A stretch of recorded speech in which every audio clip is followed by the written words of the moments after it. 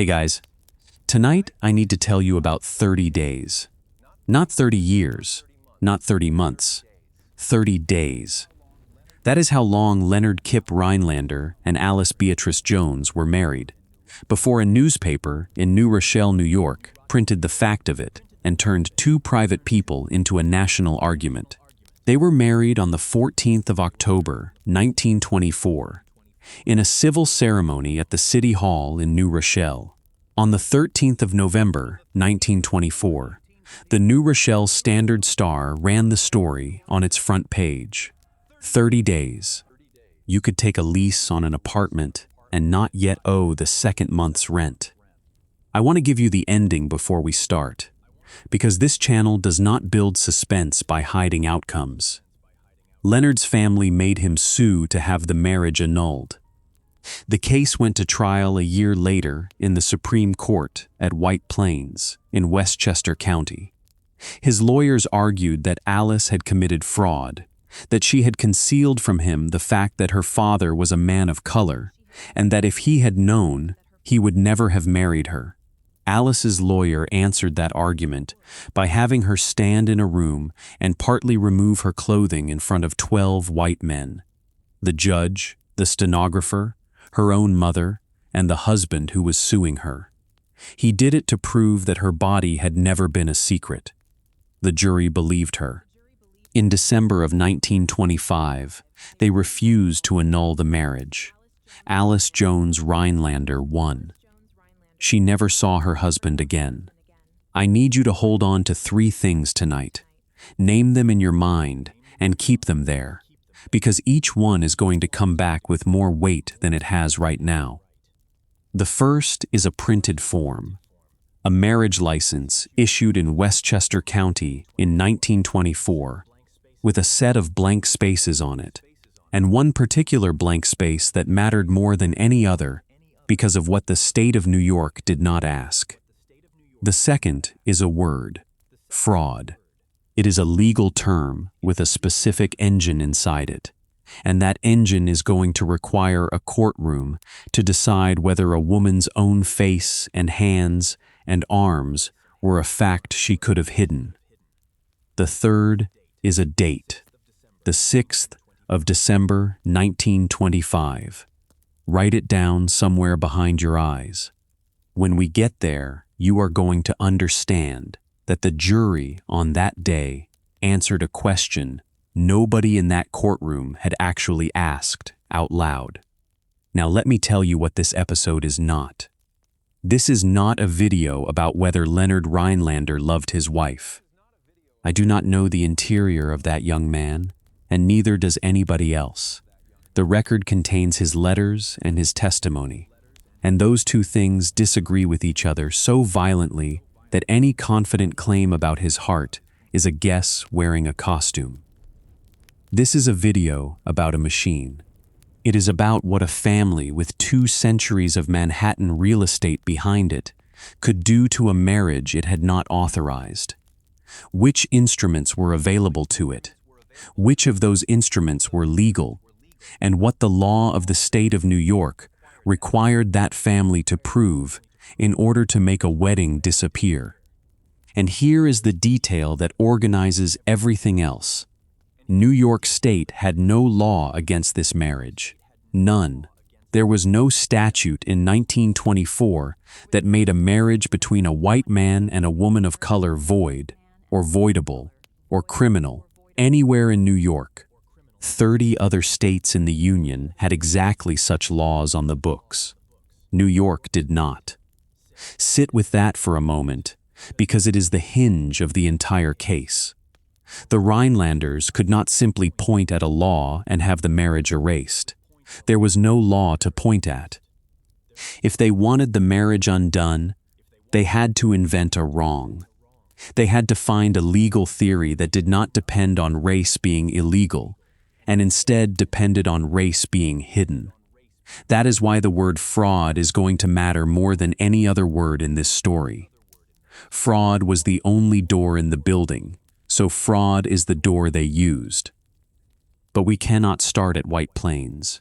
We have to go back 3 years, to a private clinic in Connecticut, because none of what happens in that courtroom makes sense unless you know what a stammer cost a boy in 1921 and who his father decided to blame for fixing it.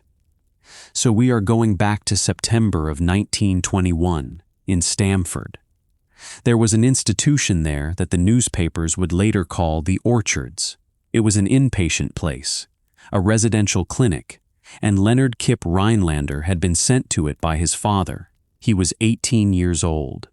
He had a severe stammer and what the family and the doctors of the period described as extreme shyness. The treatment programs of that era for what they called defective speech were a mixture of drill, breathing exercise, hypnosis, moral encouragement, and long residential isolation. What the record establishes is that Leonard was placed there. What the record does not establish is what happened to him inside it, and I am not going to invent that. Here is what matters about the Orchards for our purposes. It was residential, which means Leonard, the heir to one of the older fortunes in New York City, was living in Stamford, Connecticut, unsupervised by his family for stretches of time, at 18, with money and a car and no social circle. The Rhinelander name, at that point, was about as old as white American money gets. The family traced to Huguenot settlers who arrived in the 17th century. The fortune came through shipbuilding, then sugar refining, then, decisively, Manhattan land. That is the pattern with almost all of the great New York fortunes of the period. Somebody makes money in a trade, and then converts the money into island real estate, and then the island does the rest of the work for 100 years. By the 1920s, the Rhinelanders were not merchants. They were landlords, and their name appeared in the social register, which in that decade functioned as a kind of published boundary of who counted. Leonard's father was Philip Jacob Rhinelander. His mother was Adelaide Kip, of the Kip family, another one of those old Dutch and Huguenot New York names. She had died when Leonard was young. Philip Rhinelander raised the surviving children with the assistance of staff and, later, of a personal attorney and agent named Leon Jacobs, a man whose job description in this story is best understood as the person who handled things. I want you to hold Leon Jacobs in your hand for a moment, not as a villain and not as a conspirator, just as a fact about how a fortune operates. Wealth of that vintage does not usually act on its own behalf in public. It employs someone whose entire professional function is to appear in the places where the family does not wish to appear and to make arrangements. Jacobs is going to show up at the exact moments in this story when Leonard's own choices stop mattering. Now Alice. Alice Beatrice Jones was born in the summer of 1900 in Pelham, in Westchester County. That makes her about 3 years older than Leonard, and by the time they met, she was in her early 20s, and he was still legally a minor by the standards of his own inheritance, which vested at 21. Her father was George Jones. He was born in England in the 1850s, and he had emigrated. He was a man of mixed ancestry, which in the vocabulary of the American 1920s made him, in the categories then in use, a colored man. He had worked as a cab driver. By the 20s, he had done something that the trial would treat as almost invisible, but that I want to name plainly, because it is the sort of fact that sits quietly in the record without demanding your attention. He had built a small business. He owned a fleet of taxicabs. He owned rental property. That is not a servant. That is a proprietor. Her mother was Elizabeth, an Englishwoman, white. So Alice was the daughter of an interracial marriage that had itself been perfectly ordinary in England and was perfectly legal in New York. and she was raised in Pelham, in a working household, with a laundry line and a kitchen and boarders and sisters. Her sister Grace is the one who introduced her to Leonard. Let me be careful here, because this is exactly the place where storytellers start making things up. I cannot tell you what Alice looked like to the people who met her, and the entire case turns on that question. What I can tell you is what the record contains. The newspapers of 1924 and 1925, both the white papers and the black papers, published photographs of her, and those photographs still exist. Her own attorney would later stake the whole defense on the proposition that anyone who spent time with her could see what he called her color. Her husband would testify under oath that he could not. Those two claims cannot both be honest. One of them is a lie, or one of them is a man who had been taught not to look. I am not going to tell you which. I am going to tell you what happened next. They met in September of 1921. Grace Jones introduced them. Leonard was 18 and had a car and was living away from his family under medical supervision, and the Jones household in Pelham was warm and crowded and had a dinner table. What follows is the least mysterious part of the story, and the part the trial worked hardest to make mysterious. They went to the movies. They went for drives. He ate at her parents' house. He was in that house repeatedly, over months, in the presence of her father, George Jones, the English immigrant with the taxicabs and the brown skin. Hold that in your hand, not as an argument yet, just as a fact about a room. By the winter of 1922, Leonard's father knew, and Philip Rhinelander did the thing that fathers of that class did, which was not to shout. He used the only lever that actually worked, and it was a financial lever. Leonard was removed from Alice. He was sent away. The threat, according to the accounts that survive, was disinheritance. That separation lasted roughly 2 years. And here is where the story acquires the object that will eventually destroy both of them in open court. Because Leonard and Alice did not stop. They wrote letters, hundreds of them.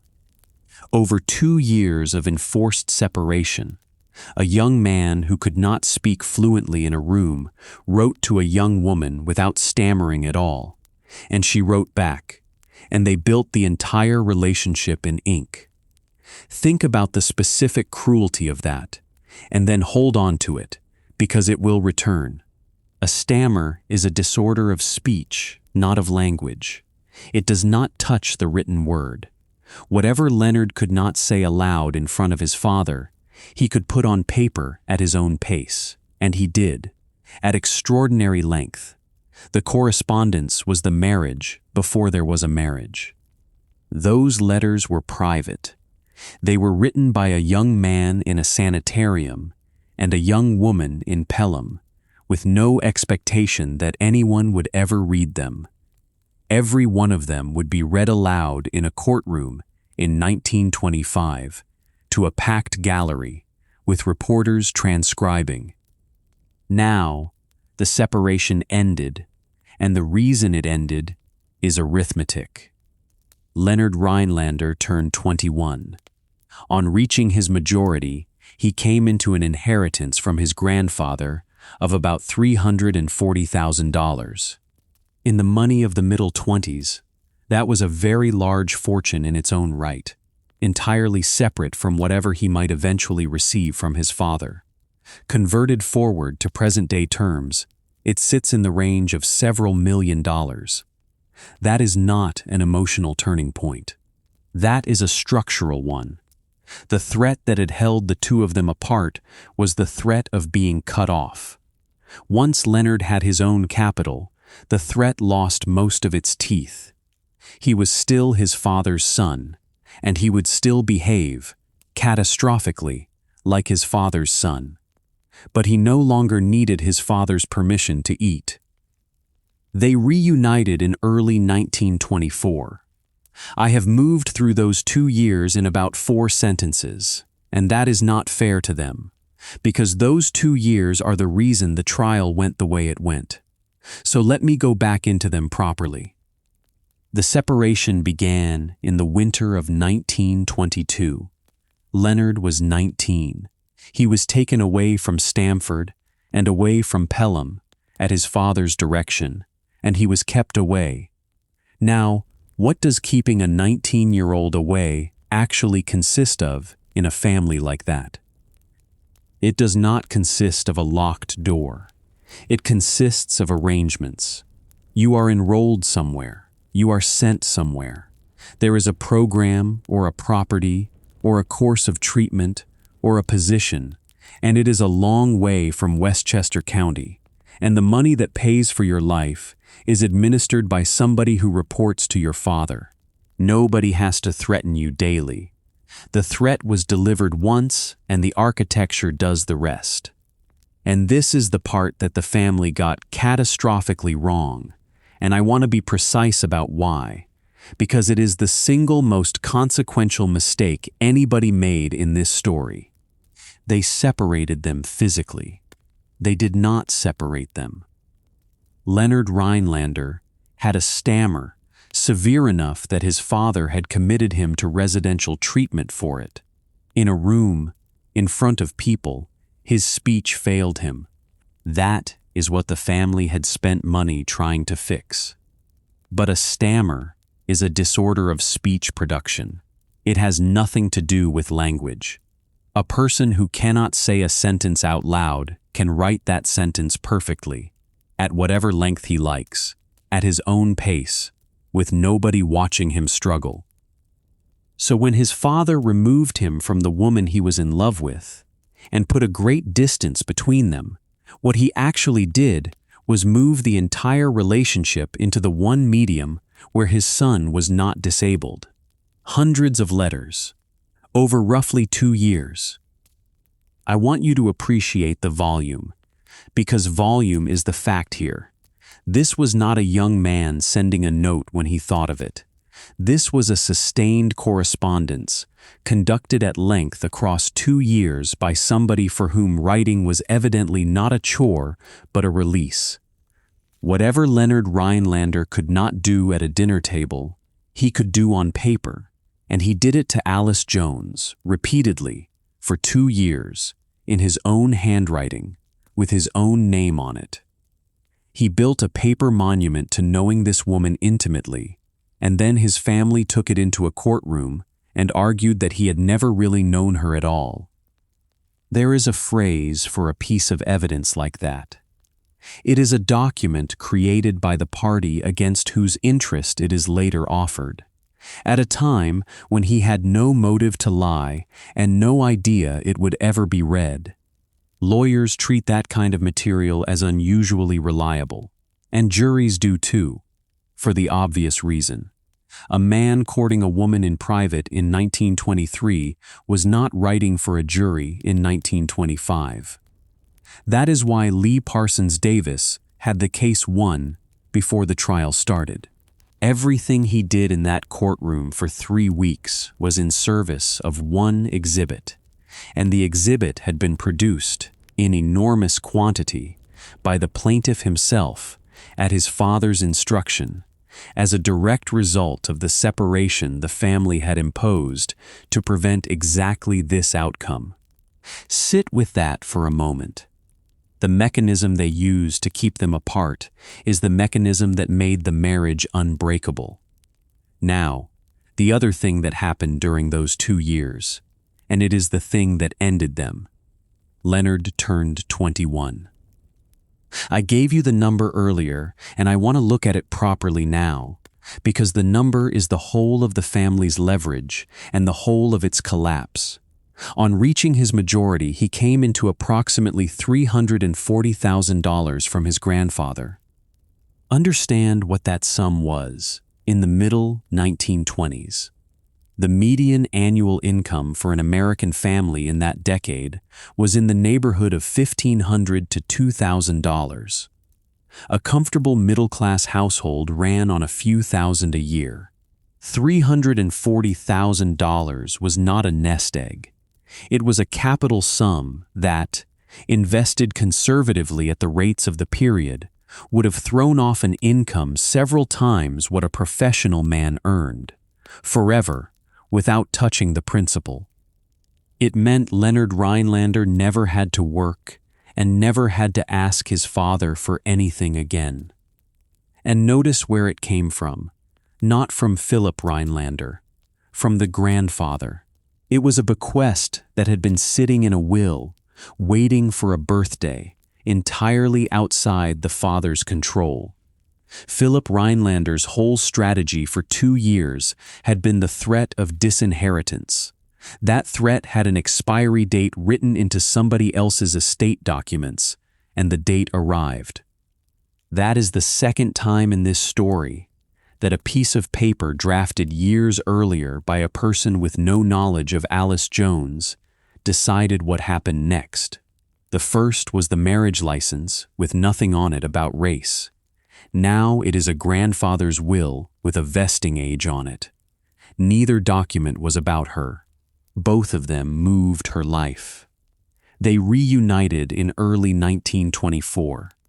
And here I want to be honest about the ambiguity, because the timing is the single best piece of ammunition the plaintiff ever had, and any account that skips past it is selling you something.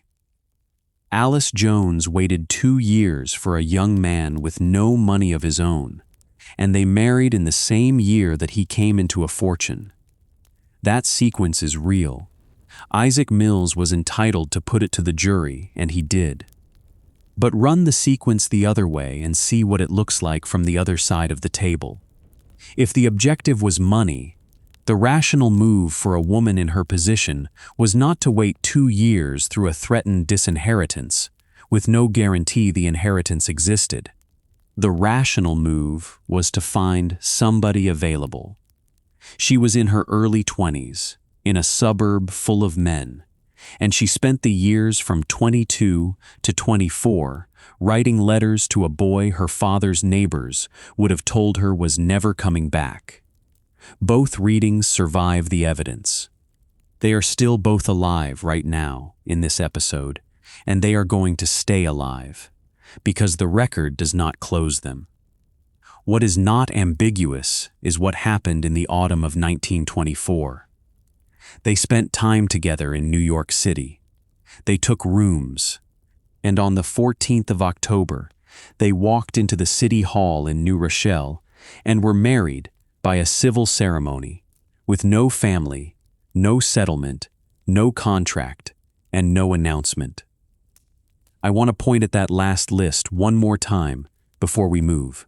No settlement, no contract. When a fortune of that vintage married in 1924, there were instruments involved. There were arrangements between families. There were lawyers, and there were provisions about property. And the whole point of those provisions was to protect the capital from the marriage. Leonard Rhinelander walked into a municipal building with $340,000 in his name and married a woman with no agreement of any kind protecting $1 of it. You can read that as recklessness. You can read it as love. You can read it as a 21-year-old with no experience of anything doing the first unsupervised thing of his life. What you cannot read it as is a transaction, because a transaction leaves paperwork, and there was none. The only paperwork was the license. And now we arrive at the 30 days. In the autumn of that year, they took rooms together. They stayed at a hotel in New York City under an arrangement that the trial would later dissect with a thoroughness that had nothing to do with law and everything to do with humiliation. Then, on the 14th of October, 1924, they went to the City Hall in New Rochelle, and they were married in a civil ceremony. Not a church, not a family occasion, a municipal office and a clerk, and they told nobody who mattered. Leonard did not tell his father. He did not tell Leon Jacobs. They were married and they went on living, and for 1 month the state of New York held a piece of paper certifying that Leonard Kip Rhinelander of the Social Register was the lawful husband of Alice Beatrice Jones of Pelham, and nobody in Manhattan knew it. Which brings me back to the first thing I asked you to hold: the printed form.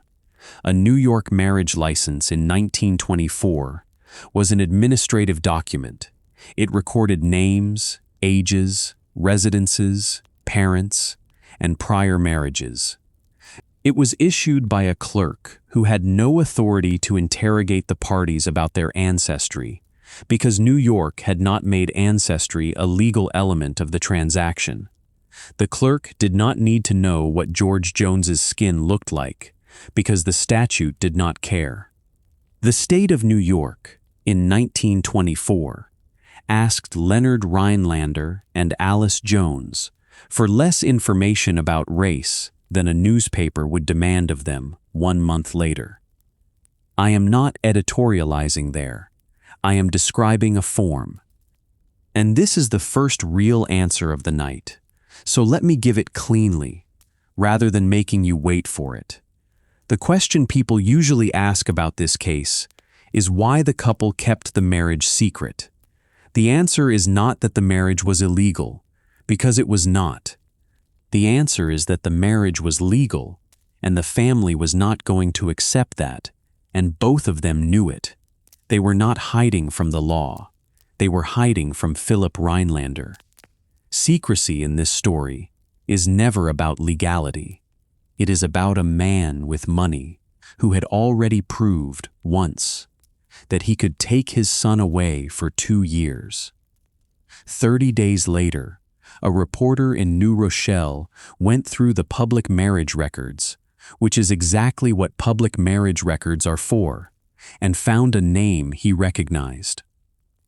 On the 13th of November, 1924, the New Rochelle Standard-Star published the fact of the marriage under a headline that told its readers that the son of Rhinelander had married the daughter of a colored man.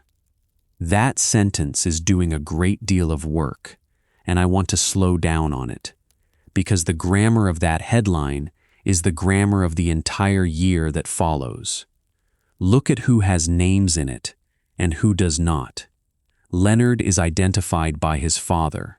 Alice is identified by her father. Neither of the two people who actually got married is the subject of the sentence. The headline is not about a marriage. It is about 2 lineages that were not supposed to touch, and it announces the collision as a genealogical event rather than a human one.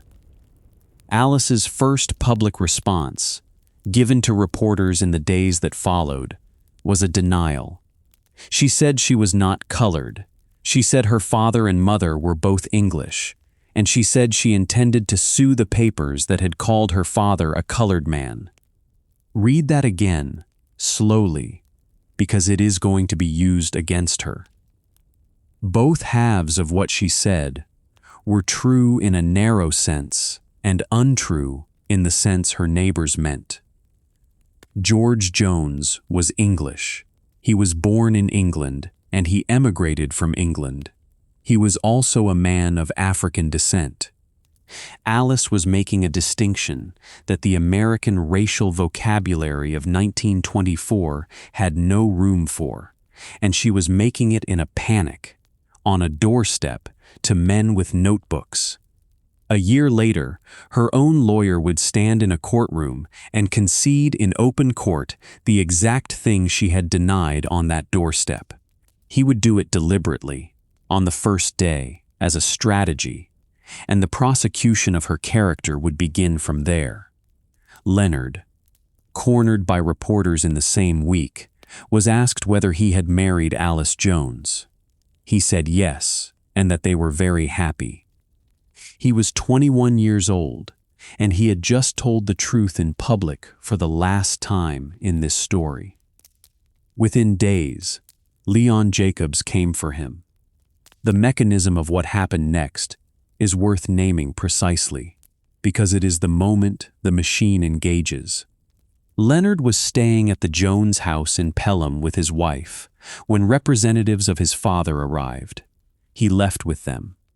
The accounts differ on the degree of persuasion involved, and I am not going to resolve a dispute the record does not resolve. What is not in dispute is the sequence. He went into that house as a married man living with his wife. He came out of it and did not return, and from that day forward, every legal document filed in his name was drafted by attorneys retained by his family. He never lived with Alice again. Their marriage, as a shared household, was over inside of about a month, and on the 26th of November, 1924, a lawsuit was filed in the Supreme Court of the State of New York, County of Westchester, in the name of Leonard Kip Rhinelander, plaintiff, against Alice Rhinelander, defendant. He was asking the state to declare that the marriage had never validly existed. Not a divorce, an annulment. There is an enormous difference between those two things, and the difference is the reason this case became a national spectacle rather than a paragraph. A divorce ends a marriage. It concedes that the marriage happened, that it was real, that the two people were husband and wife, and it dissolves the bond going forward.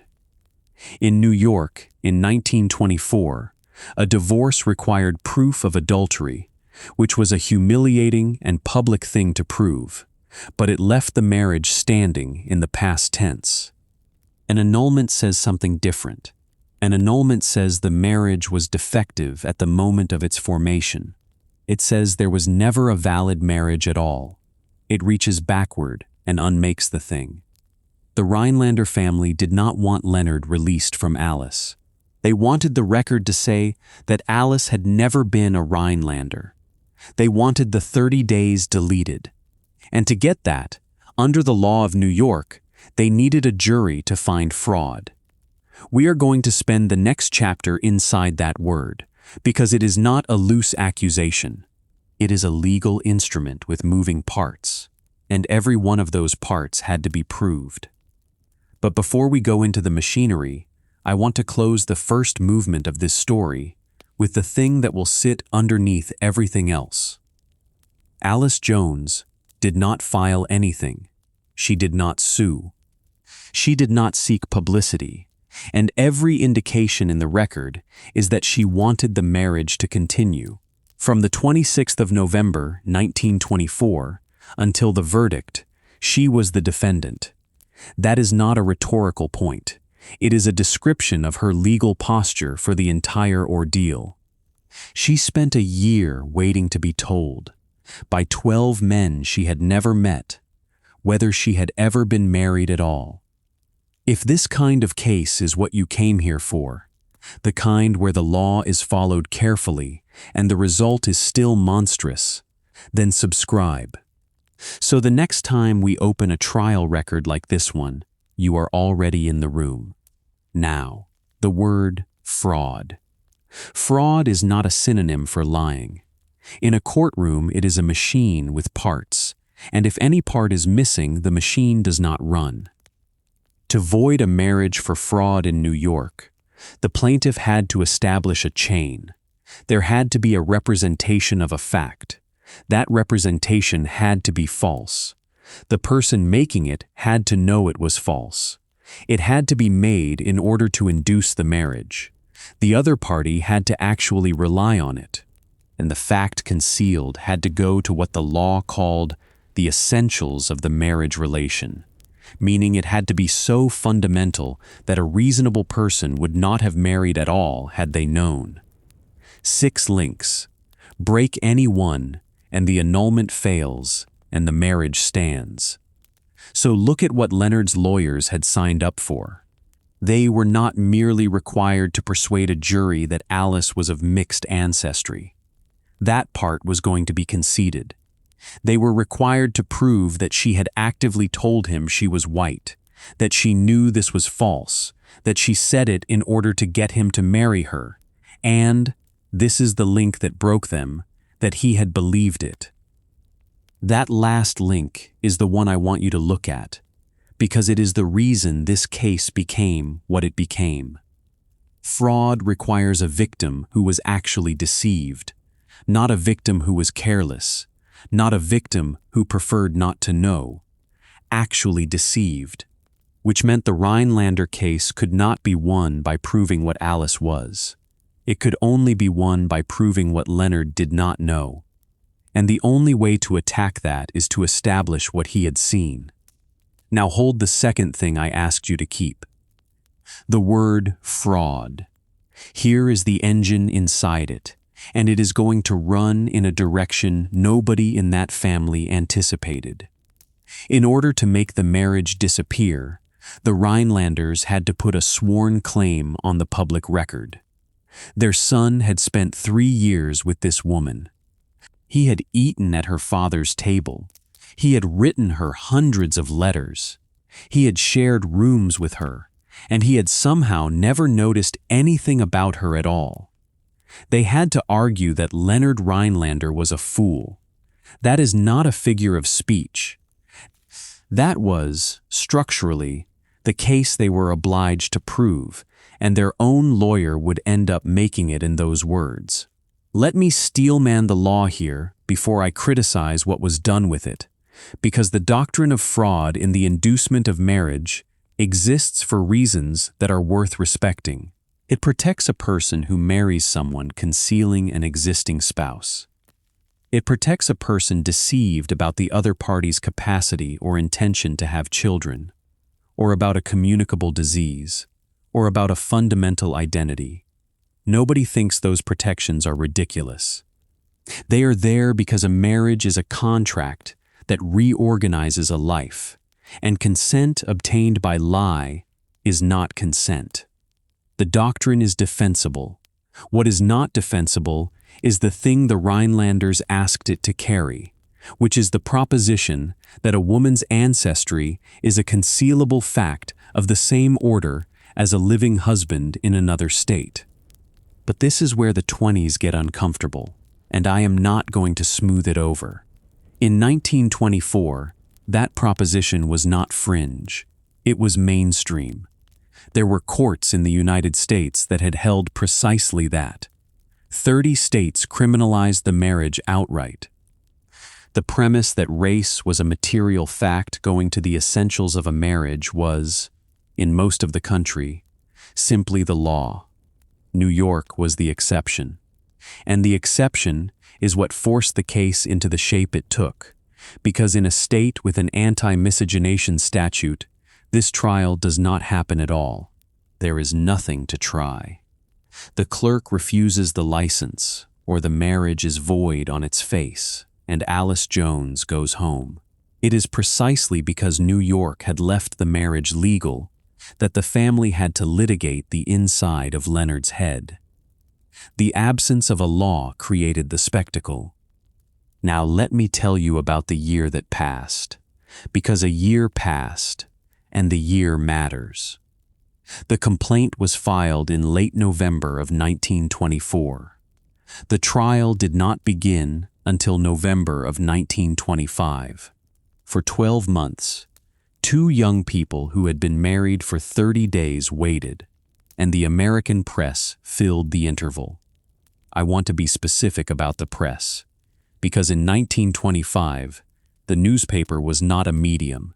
It was the medium. Radio was in its infancy as a news carrier. There was no television. A metropolitan daily in New York put out multiple editions in a single day, and the competition among them was ferocious, and the Rhinelander case had every element that sold a paper: money, sex, race, a famous surname, a woman. The coverage was daily. The historian Heidi Ardizone, who with Earl Lewis produced the standard scholarly account of this case, describes it plainly. In New York, it ran every day. Some of the papers ran multiple editions of it, and every black newspaper in the country covered it. That last clause is the one people skip, and it is the most important one in the sentence. The black press of the 1920s was a real and organized institution with national reach. The Chicago Defender, the Pittsburgh Courier, the Amsterdam News in New York, the Baltimore Afro-American. These were substantial papers with substantial circulations, and they covered the Rhinelander case constantly, and they covered it as a completely different story from the one the white papers were covering. In the white papers, the story was a young man of good family who had been trapped. In the black papers, the story was a young woman being publicly dissected by a fortune, and the question of whether the American legal system would permit a wealthy white family to purchase the erasure of a marriage it disliked. Two entire national conversations running in parallel from the same set of facts. And Alice Jones Rhinelander lived inside both of them for a year, in her parents' house in Pelham, as a defendant. There is a detail from this waiting period that I want to place carefully because it is easy to get wrong. Leonard did not simply vanish into a Manhattan townhouse. He was, during much of this period, kept away. The family's arrangements around him have the quality of custody, and Alice, throughout, made no counterclaim for divorce, sought no dissolution, and did not ask the court for money. She asked the court to leave her marriage alone. That is her entire legal position for 12 months. Leave it alone. Now let me widen this out, because I do not want you to think this was only a story about one strange family. There was a machinery in 1920s America for producing exactly this kind of case, and the Rhinelander matter sat inside it. The 1920s were the decade in which the United States tried to write racial categories into administrative law with a precision that had never been attempted before. 1924 was the year of the Immigration Act, which imposed national origin quotas designed to freeze the ethnic composition of the country.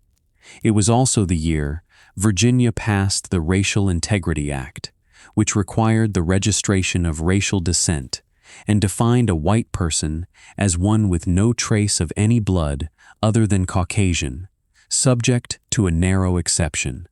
1925 was the year of the second Ku Klux Klan at its numerical peak, with a membership in the millions and a parade of tens of thousands of hooded men down Pennsylvania Avenue in Washington in August of that year. That parade happened 3 months before this trial started. I am not claiming causation between those events and this lawsuit. I am telling you what the weather was in the country while 12 men in Westchester County were being asked to decide whether a woman's ancestry was the kind of thing a husband could be defrauded about. Both of these things are true at once. Leonard Rhinelander's family was acting out of a private snobbery about their own name, and the legal theory available to them was one that a large part of the country was actively engineering into statute at exactly that moment. Now let me bring this back down to 2 people and 1 document, because there is a piece of this period that decides the trial before the trial starts: the letters. Over their 2 years apart, and continuing afterward, Leonard and Alice had written to each other constantly. Hundreds of items. Those letters were in existence, and both sides knew it, and both sides understood what they contained. They contained a young man in love, writing without a stammer. They contained physical detail. They contained the ordinary, intimate content of a correspondence between 2 young people who expected to be together, and by the standards of respectable 1920s publication, they contained material that could not be printed in a family newspaper. And they were about to be read aloud by lawyers in a courtroom with a public gallery, with reporters present, sentence by sentence. Here is the part that should stop you. That was not something done to the couple by an outside force. The reading of those letters was a litigation strategy, and both sides used it. Leonard's lawyers wanted the letters in evidence to show that Alice had been the aggressor, that she had used physical intimacy to secure a wealthy husband, that she was older and worldlier and had managed him. Alice's lawyer wanted them in evidence for the opposite reason. He wanted the jury to hear, in Leonard's own handwriting, a man describing a woman he had spent years with in the closest possible physical terms. Because if you have written that much detail about a person, the argument goes, you have looked at her. The letters were the only witness in the case who could not be coached, and both sides intended to call that witness and make it hurt. Let me name the lawyers now, because the shape of the trial is the shape of these two men. For Leonard, Isaac N. Mills. He was not a hired courtroom brawler. He was a former justice of the New York Supreme Court, a man of significant standing, elderly, dignified, and he approached the case in the register of an institution defending itself. His entire manner communicated that the natural order was on his side, and that the jury's job was to restore it. For Alice, Lee Parsons Davis. He had been the district attorney of Westchester County. He was a prosecutor by formation, which means his instincts were not defensive. Given a courtroom, a prosecutor does not explain.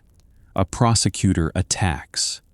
And that difference is going to decide this case, because Alice Jones was the defendant in the caption of the lawsuit, and she was not going to be the defendant in the room. Davis made a decision before the trial began that horrified almost everybody who heard it, and it was the correct decision, and it is worth understanding exactly why. He decided to concede the race. He was not going to spend a single day arguing that Alice was white.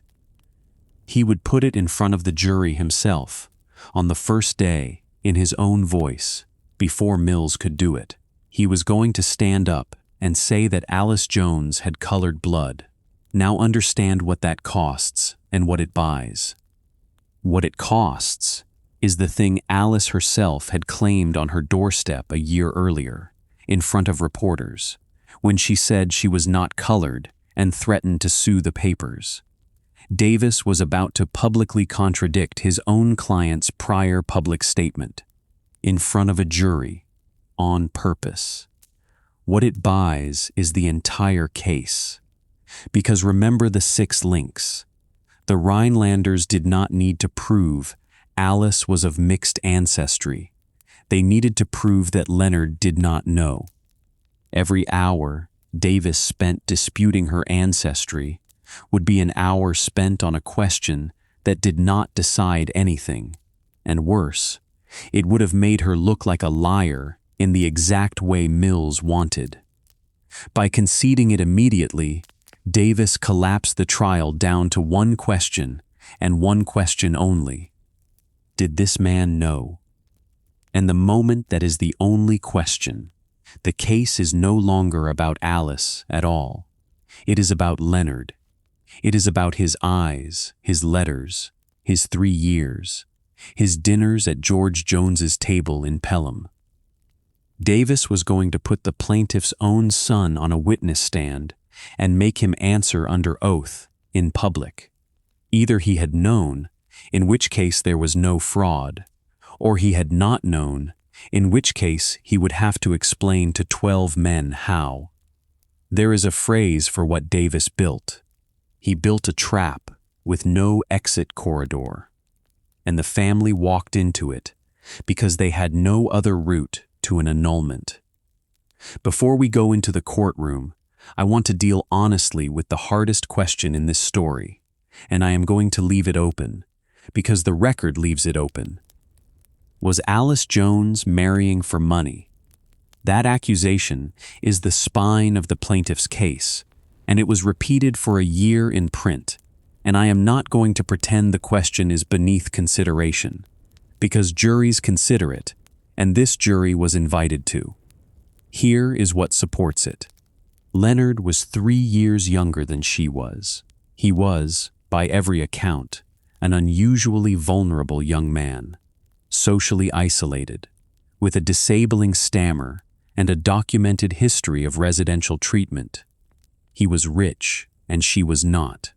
She was, at the time they met, the daughter of a taxicab proprietor.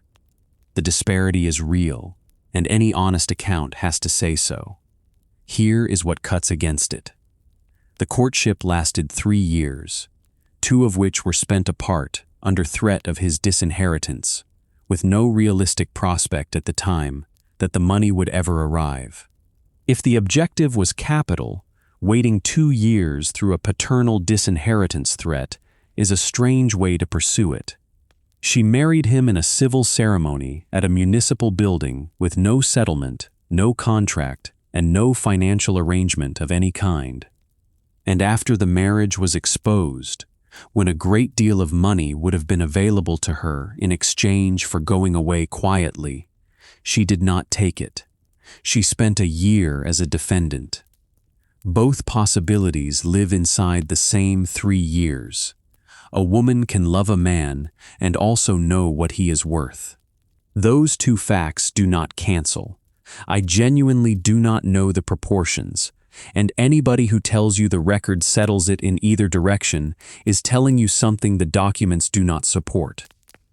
What I can tell you is that the accusation was tactically necessary for the plaintiff, regardless of whether it was true. Mills needed a scheming woman, because without a scheming woman there is no intent to deceive, and without intent to deceive there is no fraud, and without fraud there is no annulment. The story had to be told that way. That does not make it accurate. It makes it required. One more thing before White Plains. I told you to hold the marriage license, the blank space on the form.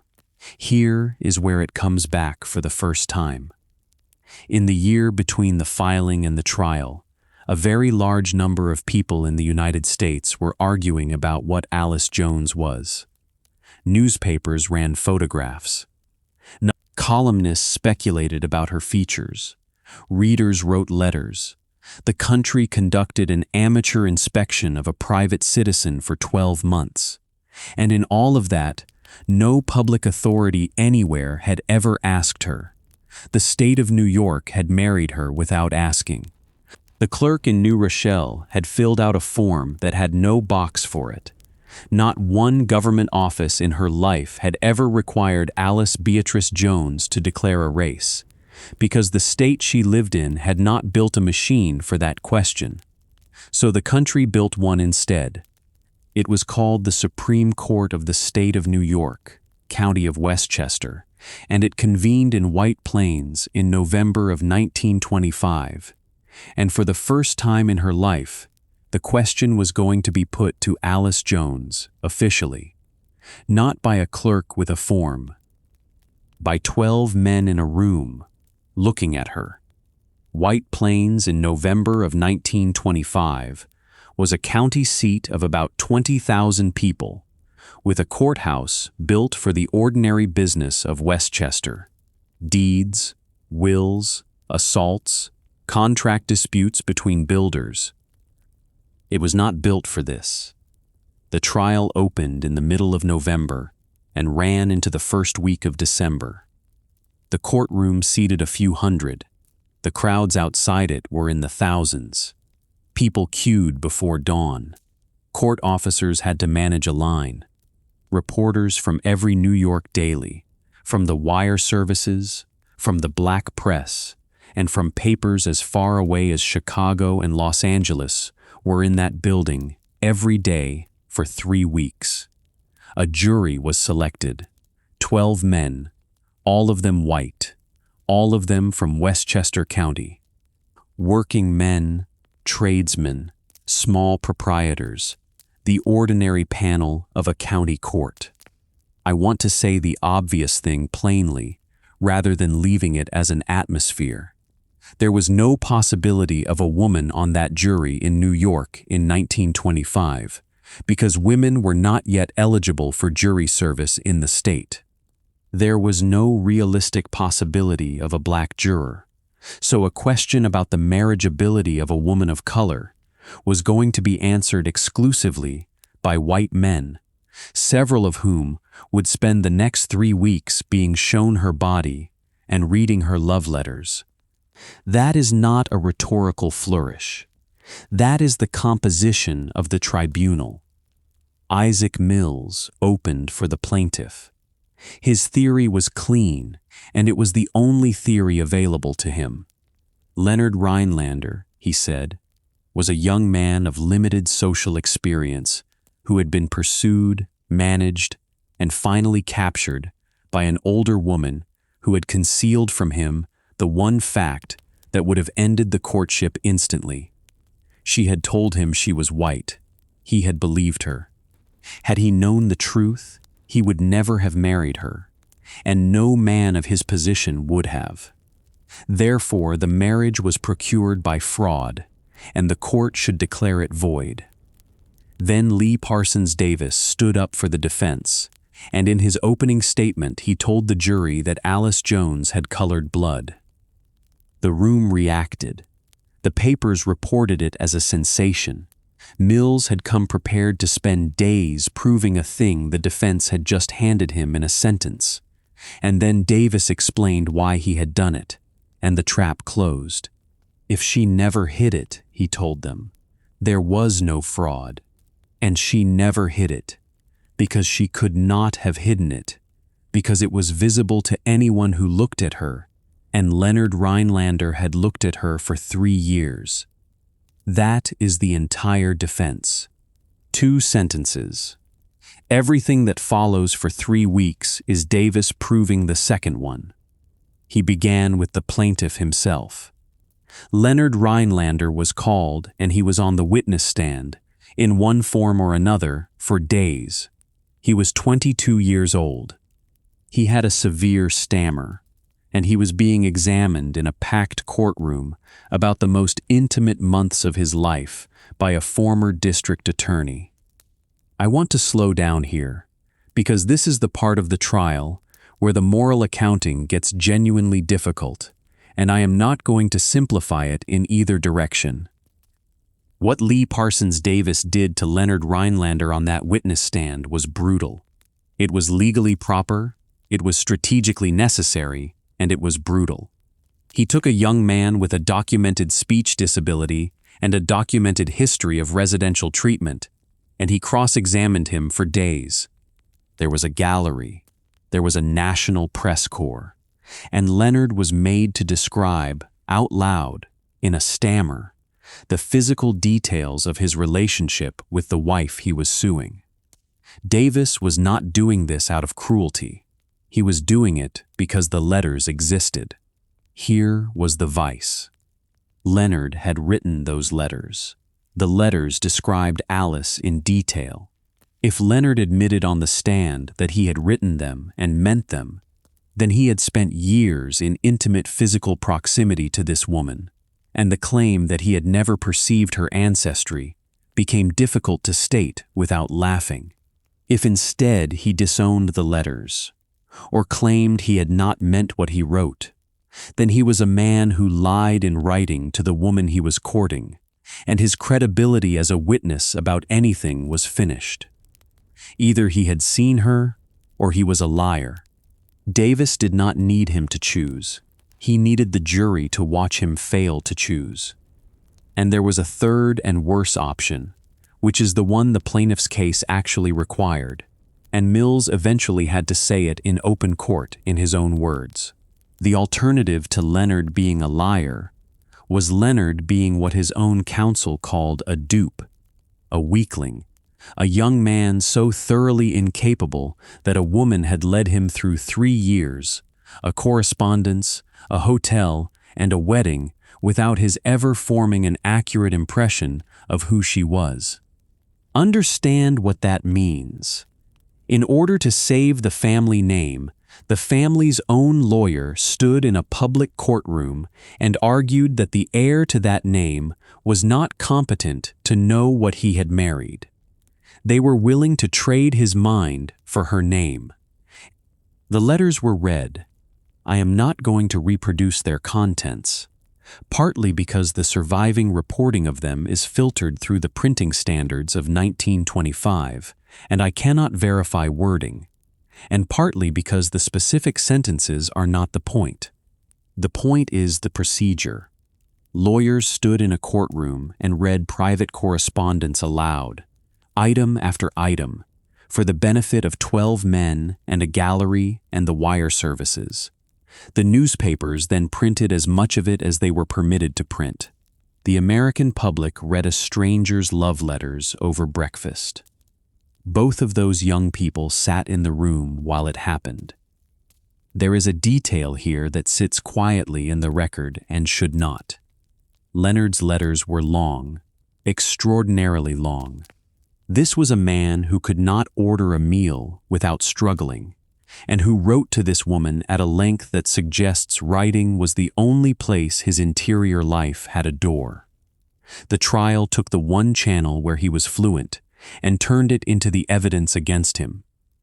Meanwhile, the plaintiff's case had to attack Alice's character, and it did, along the only two lines available. The first was the money argument, which we have already examined. The second was her sexual history. Witnesses and allegations were produced suggesting prior relationships. The rumor mill of the period even attached the entertainer Al Jolson to the case, and the matter was aired in court. What survives of it is thin and contested, and I am not going to treat a 1920s rumor as a fact about a woman's private life. What I will treat as a fact is the strategy, because the strategy is the historically important thing. The plaintiff needed Alice to be a woman of experience, not because it had anything to do with fraud. It has nothing to do with fraud. It mattered because the 6 links required intent, and intent required a schemer, and the cheapest way to build a schemer out of a woman in 1925 was to build her out of her sexual history. So the trial ran on 2 tracks simultaneously. On one track, a legal question about knowledge.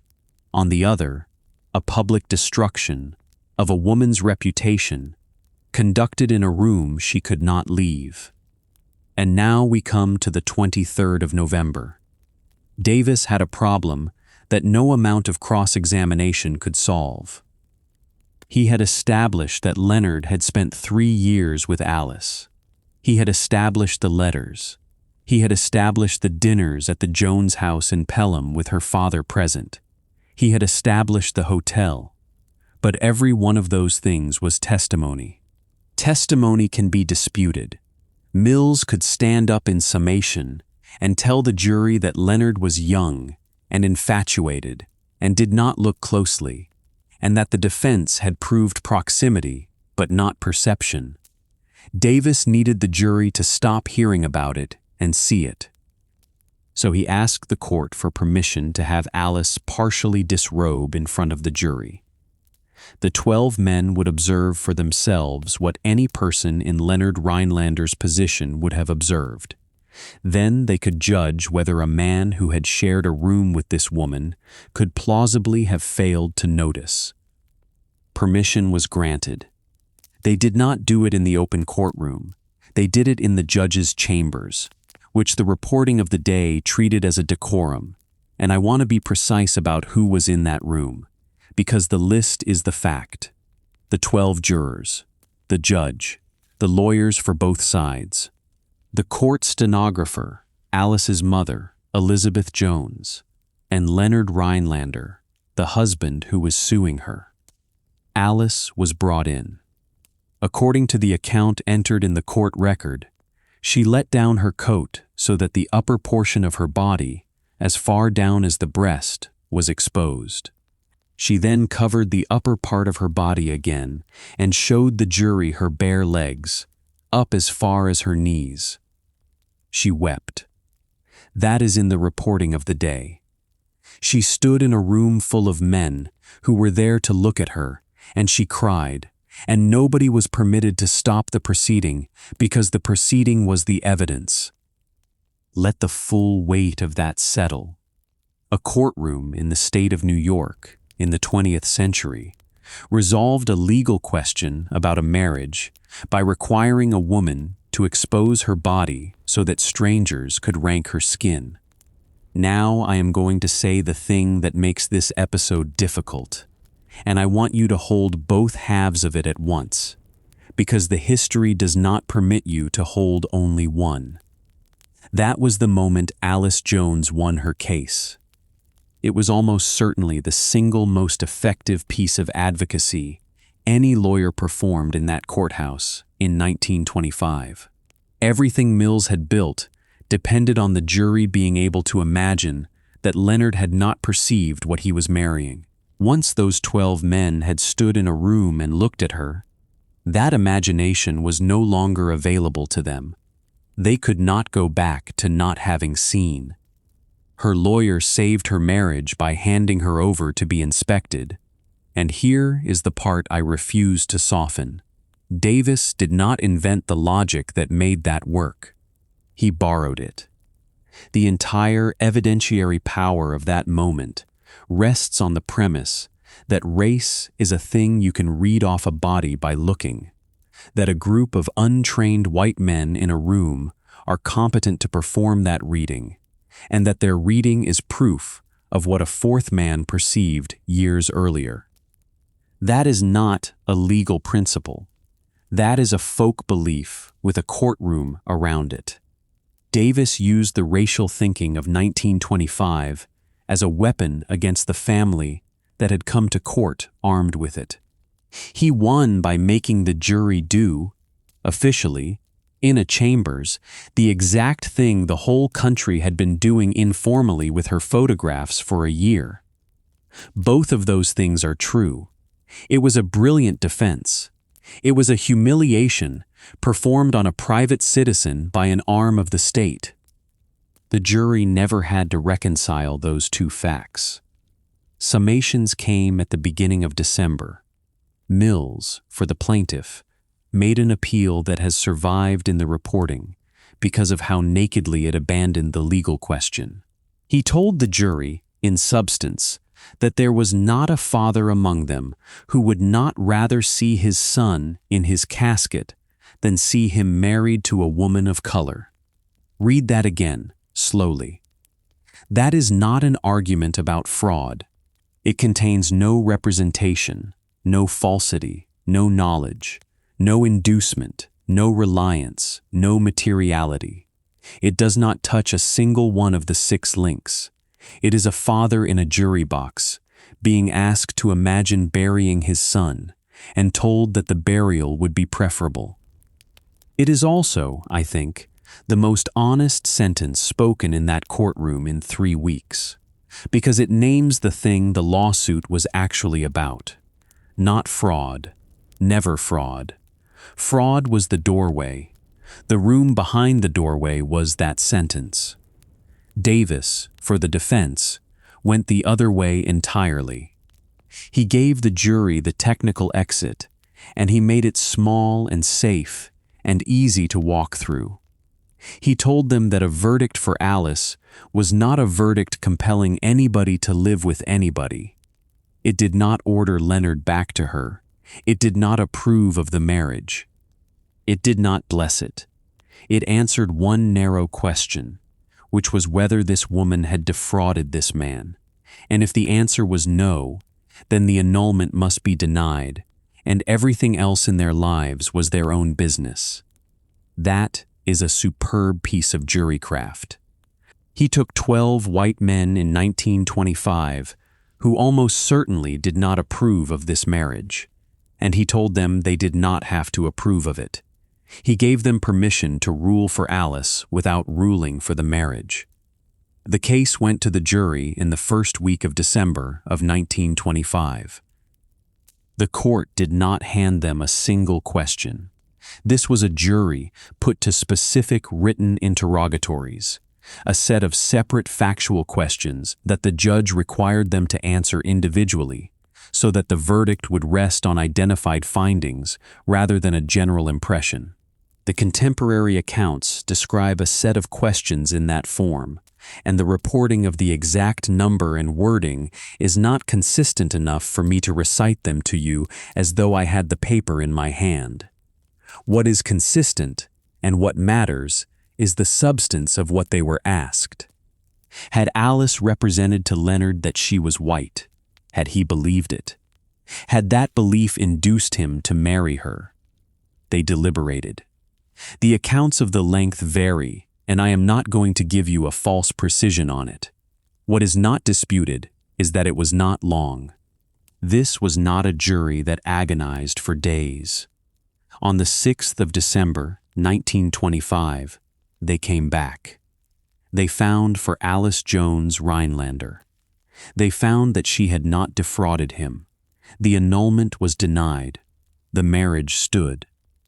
A courtroom in Westchester County, staffed entirely by white men, in the year the Klan marched on Washington, told one of the oldest fortunes in New York City that it could not have what it had come for.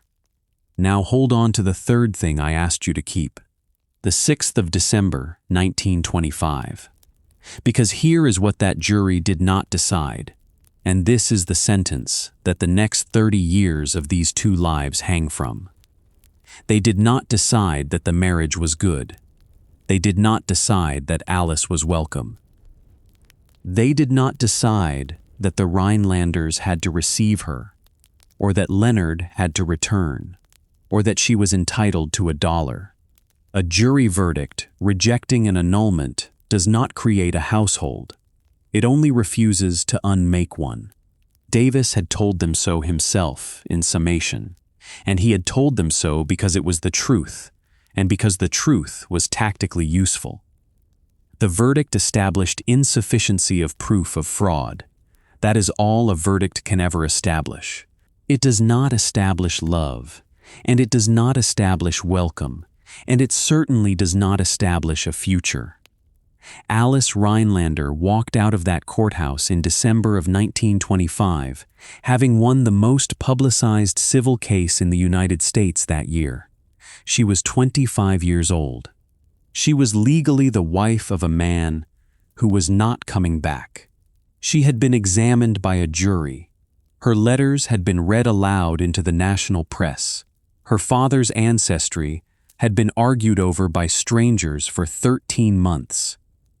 And she had exactly what she had asked the court for, which was a marriage. She simply did not have a husband. The Rhinelander family, for its part, had lost the verdict and had not lost anything else. They still had the money, they still had the son, and they still had the one instrument that a fortune never runs out of, which is time. The verdict was permanent unless an appellate court disturbed it, and the family had lawyers left. I want to stay in White Plains a little longer, because I have described what the lawyers did, and I have not described what it was like to be in that building, and the building is part of the case.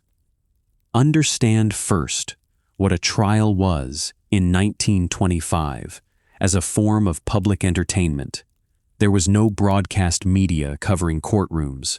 Radio existed and was spreading fast, but it was carrying music and prize fights and election returns, not testimony. There was no film in that courtroom. If you wanted to know what happened in the Rhinelander trial, you had two options. You read a newspaper account written by a man sitting on a bench, or you went and stood in the line.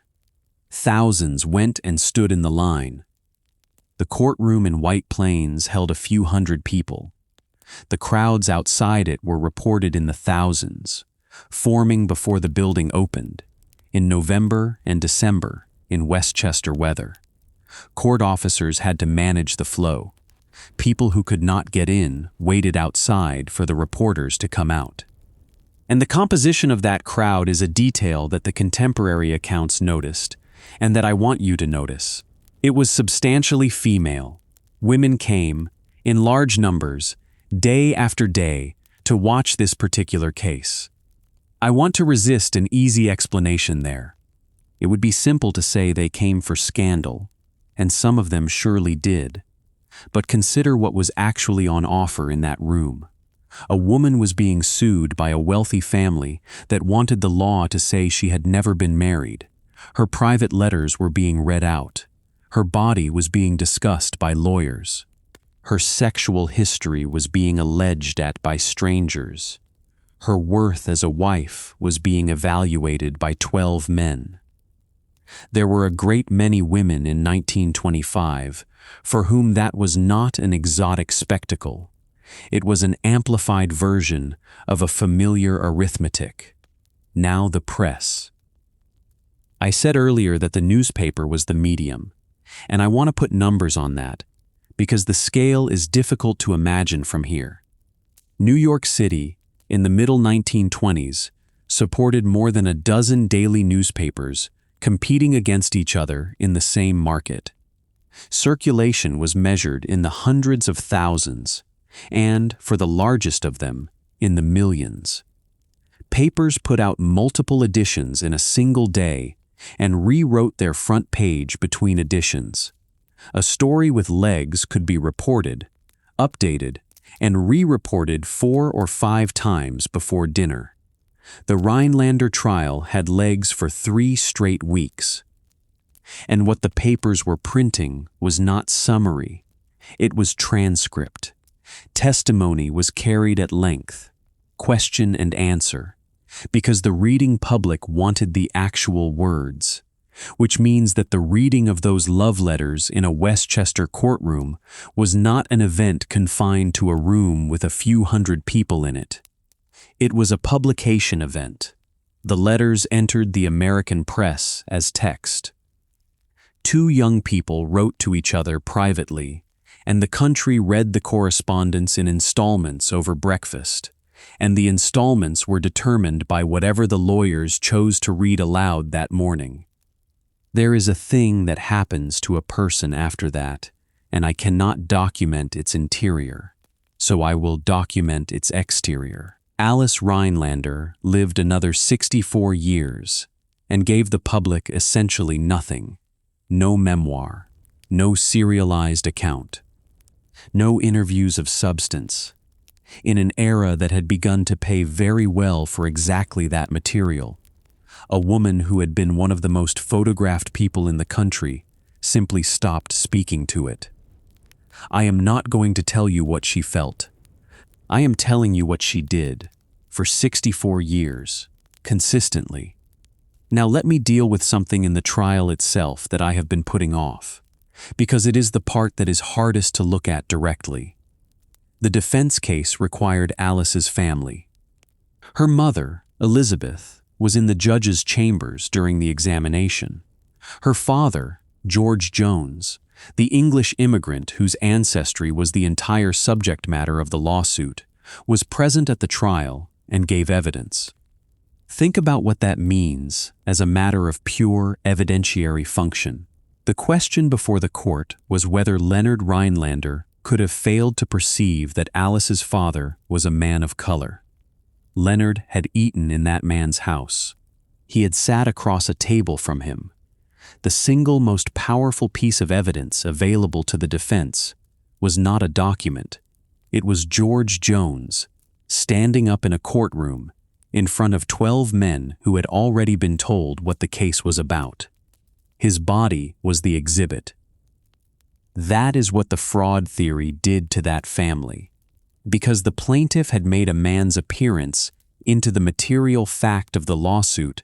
The defense's most efficient move was to produce the man and let the jury look.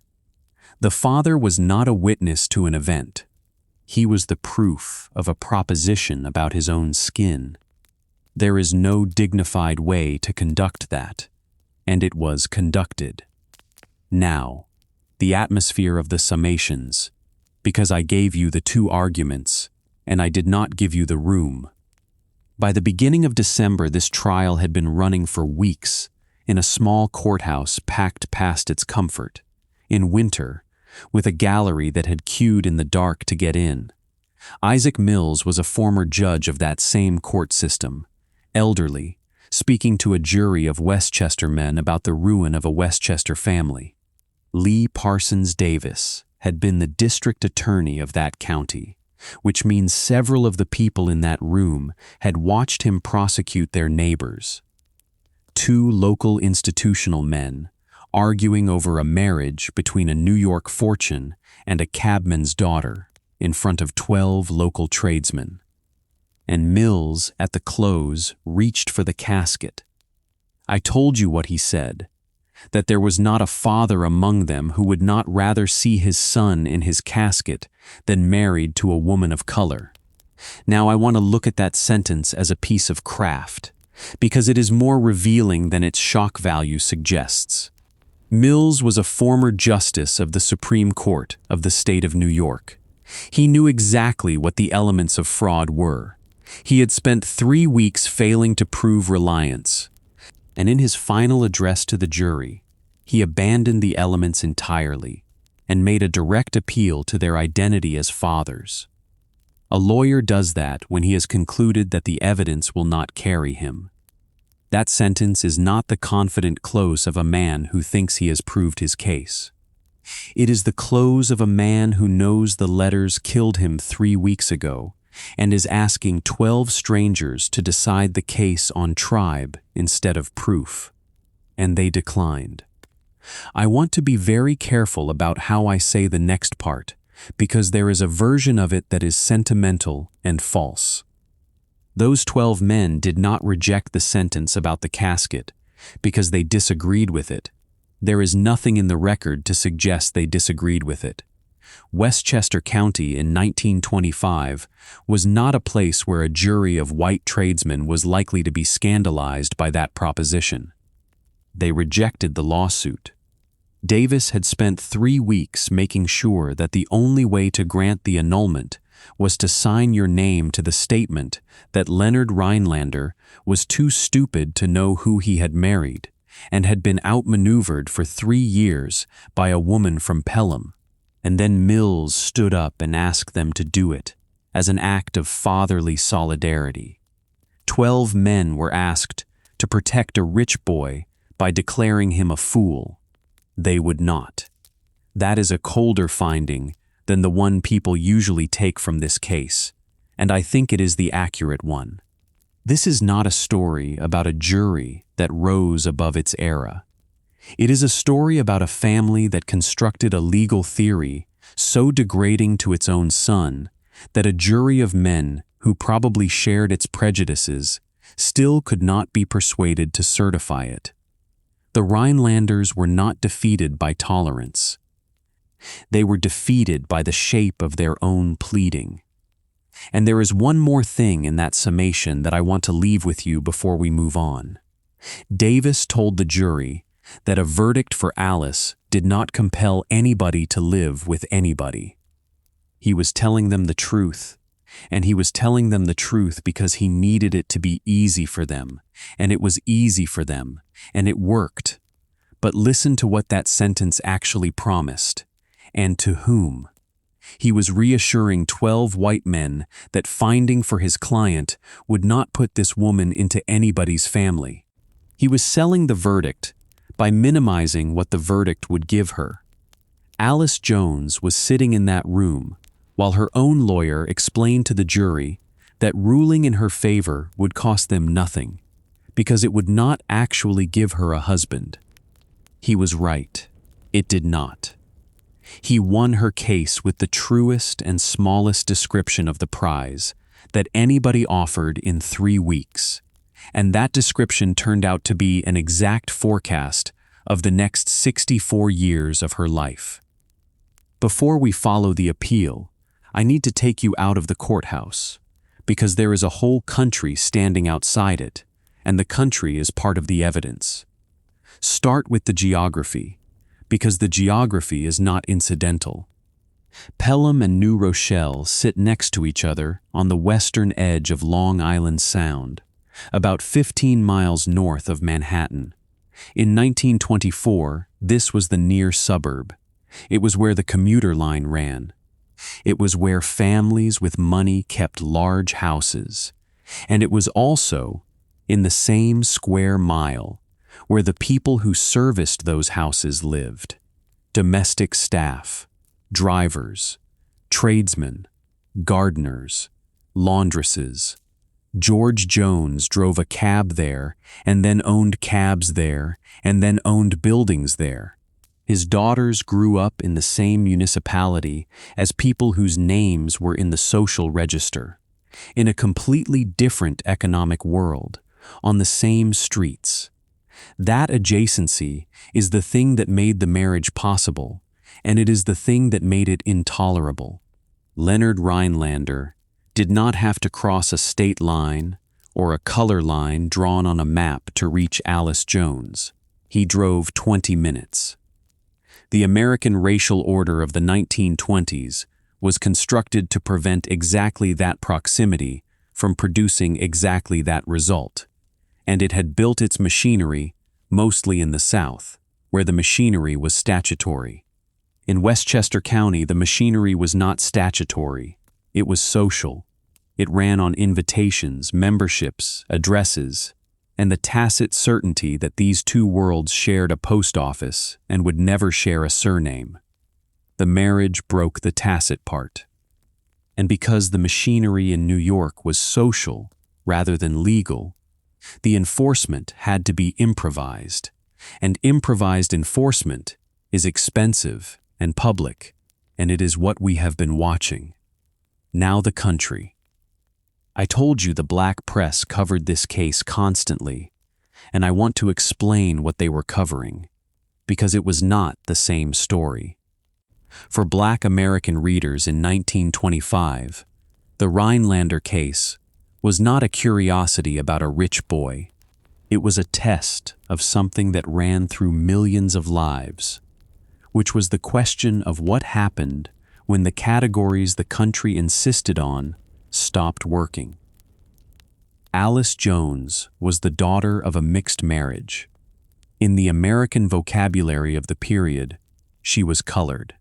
In her own household, she was her father's daughter and her mother's daughter, and both of her parents were English immigrants. She had lived her entire life inside a contradiction the country had manufactured and then refused to acknowledge. And when the newspapers asked her about it on her doorstep, she said she was not colored. The white papers used that as proof of a lie. But among black readers, that answer was not read as a lie so much as a familiar predicament, because there was a word for the territory Alice Jones was standing in, and the word was passing. Passing was not usually a scheme. Most often, it was a set of daily silences. It was not correcting an assumption. It was letting a landlord, an employer, a shop clerk, a train conductor believe what they had already decided to believe, because correcting them cost you the apartment or the job or the seat. Millions of Americans of mixed ancestry lived in some version of that negotiation. And the negotiation was not a fraud on anybody. It was a response to a country that had made accuracy dangerous. The Rhinelander case asked, for the first time on a national stage, whether that silence was actionable, whether a person could be sued for what other people had assumed. Sit with that, because it is the question underneath the fraud pleading, and it never got named in the courtroom. The plaintiff's theory required Alice to have made a representation, but what if she had made none? What if she had simply existed in a country that sorted her without asking, and had declined, in various rooms, to volunteer a correction that nobody had requested? Is that a lie? Isaac Mills needed the answer to be yes. Lee Parsons Davis needed the answer to be irrelevant, which is why he conceded the ancestry on day one and moved the whole trial onto the question of Leonard's eyes. Davis never had to argue that silence is innocent. He only had to argue that there had been no silence, because there had been nothing to be silent about, because it was visible. He won on the narrower ground. The wider question was left exactly where he found it. Now, the machinery the family used, because I promised you a machine and I have only shown you the lawyers. The Rhinelander side did not build its case out of memory. Money in 1920s, America bought a specific kind of service, and the service was investigation. Private detective work in that decade was an established commercial industry, heavily used in matrimonial matters precisely because New York divorce law required proof of adultery, and proof of adultery required somebody standing in a hallway. Leonard's family had resources of that kind available and used them. The plaintiff's case at trial included evidence about where the couple had stayed, what names had been used, and what hotel staff had observed. That is not the product of a young man's recollection. That is the product of retained investigators reconstructing a courtship after the fact. Hold that in your hand for a moment, not as a conspiracy, just as a fact about resources. One side of this lawsuit was a 22-year-old with a stammer, and one side was an institution, and the institution had a budget for finding out where the 22-year-old had slept. And there is a bitter symmetry in it that I do not think the family ever saw. In order to prove that Leonard had been deceived, his own family had to hire men to follow his life and report on it. They investigated their son in order to argue that he had been incapable of investigating his own wife. Now let me place this case in legal time, because people often assume it was a landmark, and it was not. And the reason it was not is important. Rhinelander against Rhinelander did not change American law. It set no precedent that reorganized the field. It was a trial-level determination of fact in one New York county, and what it decided was that this particular plaintiff had failed to prove this particular fraud. The larger legal question was whether a state could forbid such a marriage at all. That question was not before the court in White Plains, and it would not be answered for another 42 years. In 1967, the Supreme Court of the United States decided the case of Loving against Virginia and struck down the anti-miscegenation statutes of the 16 states that still had them. 42 years. Alice Rhinelander was 66 years old when that decision came down, and she was still alive, and she was still living in Westchester County. That interval is the reason I said at the start that this is a story about a machine rather than a story about a verdict. The verdict of the 6th of December, 1925, was a local refusal. It did not repair anything. It did not open anything. It only declined, on one afternoon, in one county, to perform a specific act of erasure that had been requested by people who were used to being obliged. And that refusal was itself remarkable, and I want to be honest about why, because I do not want to leave you with a warm feeling that is not supported. Why did 12 white men in 1925 rule for Alice Jones? I do not think it was sympathy. There is very little in the record to suggest the jury admired her or approved of the marriage. I think there are 3 explanations that fit the evidence, and they are not mutually exclusive. The first is that Davis gave them a technically correct answer and made it costless. He told them a verdict for the defense compelled nothing. He was right, and they took the exit. The second is that the plaintiff's case, stripped of its rhetoric, asked 12 working men to believe something implausible about a rich young man. Juries in county courts have a long history of disliking the argument that a wealthy person should be excused from the consequences of his own conduct because he did not understand what he was doing. Mills asked them to find that the heir to a Manhattan fortune had been outmaneuvered for 3 years by a cabman's daughter and had never once looked at her properly. That is a hard thing to sell to a jury of tradesmen. The third is the letters. Whatever else those 12 men thought, they had sat in a room and listened to a young man's own handwriting describe this woman at length. It is very difficult to hear that and then find that the writer had no idea who he was writing to. So the verdict is not evidence of racial enlightenment in Westchester County. It is evidence that the plaintiff's theory required an insult to the plaintiff, and the jury declined to swallow it. The Rhinelanders lost because of the shape of the lie they were forced to tell. Now, one more thing before the appeal, and it is the thing I have been circling since the beginning. I told you to hold a printed form, a marriage license with a blank space. Here is what that form did across the whole of this story. It married them without asking. It gave them 30 days, and then, when the family came to undo it, that same silence in the record became the problem, because there was no false entry on the license to point to. Nobody had lied to the state of New York.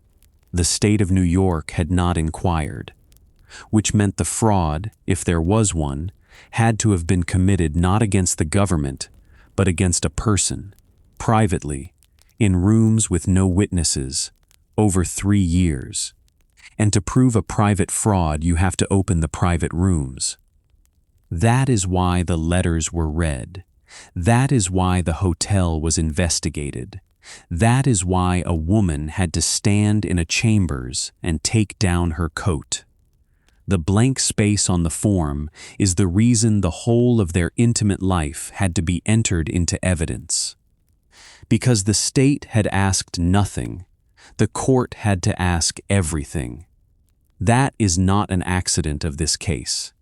That is what happens whenever a society refuses to write a rule and then demands the rule be enforced anyway. The enforcement moves out of the statute book and into people's bedrooms, and it is carried out by whoever can afford to hire investigators. Now, before we follow that appeal, there are some things in this record that are not there, and you should have them.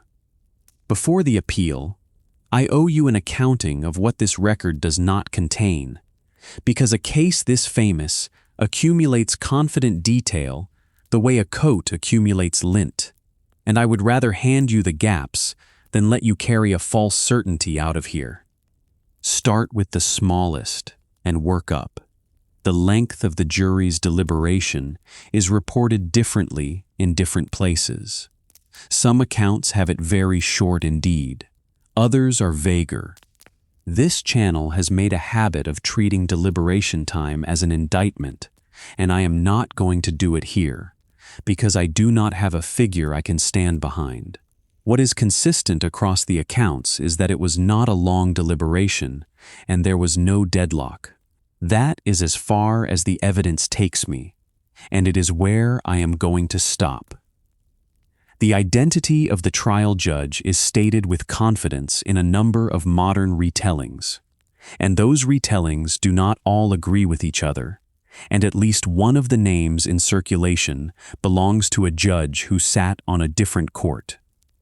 I am not going to name him for you, because I would be repeating somebody else's guess in my own voice, and a name asserted confidently is very hard for a listener to unhear. That is a small thing. Here is a larger one. I have described what the jury was asked. I described a set of written questions submitted for individual answer rather than a single general verdict. That much is well established, and it is the ordinary practice for a case of this kind. But the precise number of those questions and their exact wording are reported inconsistently, and I have not been able to put my hand on the paper. So I have given you the substance and withheld the recitation. If you hear somebody quote you the 6 questions verbatim, ask them where the document is. Now the ones that matter. The first is the Jolson matter. During the trial, allegations were aired connecting Alice to the entertainer Al Jolson, who was at that moment one of the most famous men in the United States. The matter was raised in court and reported in the papers. Here is what I want to say about it. A rumor about a woman's sexual history, produced by the opposing party in litigation, in the middle of a campaign to characterize her as a schemer, arriving in a decade when newspapers competed by printing exactly this material, is not evidence of anything about that woman. It is evidence about the litigation. I am not calling it false. I do not know. I am declining to repeat it as biography, because the only function it ever had was to make a jury think a certain way about a defendant, and repeating it 100 years later performs that same function on you. The second gap is bigger, and it is the one that bothers me. We do not have Alice. Think about the shape of this archive. We have the complaint, which was drafted by lawyers retained by Leonard's family. We have the trial testimony, which is Alice answering questions written by men, in a courtroom controlled by men, under an examination designed either to destroy her or to save her.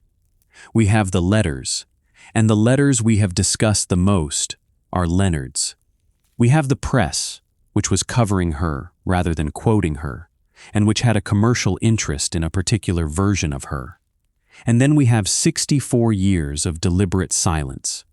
So the woman at the center of the most publicized private life in America in 1925 is, in the surviving record, almost entirely a described object.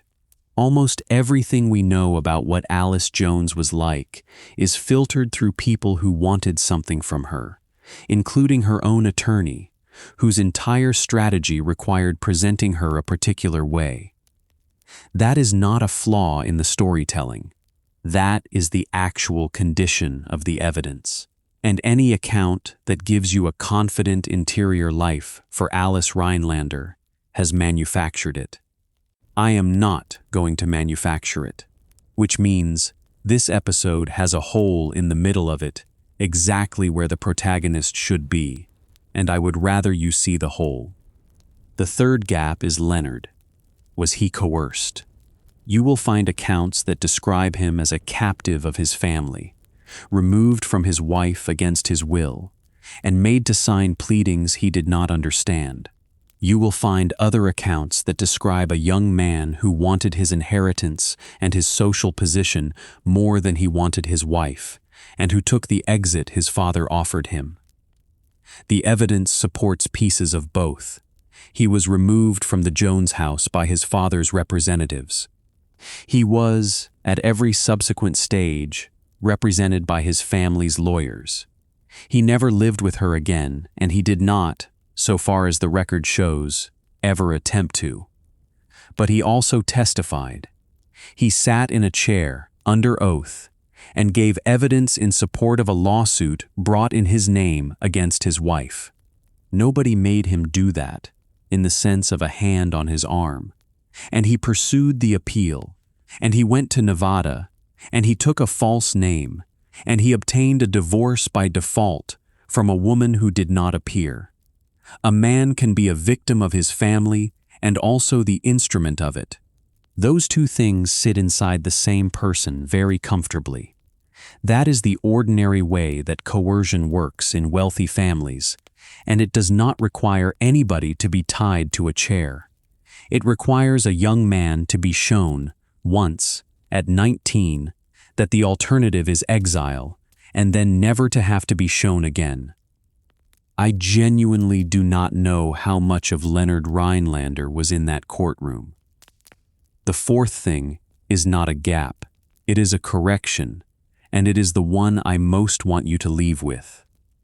Alice's answer on the doorstep in November of 1924, when reporters asked her, and she said she was not colored, and that her parents were English, and that she would sue the papers. That sentence has been used for 100 years as the moment she lied. I want to put 3 facts next to it before you decide. She was 24 years old. She had been married for 30 days, and a reporter had appeared at her house to ask her about her father's blood, on behalf of a newspaper that had already printed the answer. She was not testifying. She was not under oath. She was standing at a door, in her own street, in front of a man with a notebook who had come to make her a public thing, and she said the sentence that would make him go away. Then, a year later, in a courtroom, under oath, her own lawyer conceded the ancestry in the first hour of the trial, and Alice did not contradict him. The doorstep sentence was said to a reporter. The concession was made to a court. If you are going to weigh a woman's honesty, weigh what she said in the place where honesty is enforced, not the place where it is harvested. And there is a last thing, and it is not in any document, and I want to name it as an inference rather than let it pass as a fact. Every account of this case tells you that the Rhinelander family lost. They did not lose. They lost a verdict. What they wanted from the beginning was for their son not to be married to Alice Jones. And from November of 1924 until his death in 1936, he was not, in any sense, except the legal one. He never lived with her again. He never appeared with her again.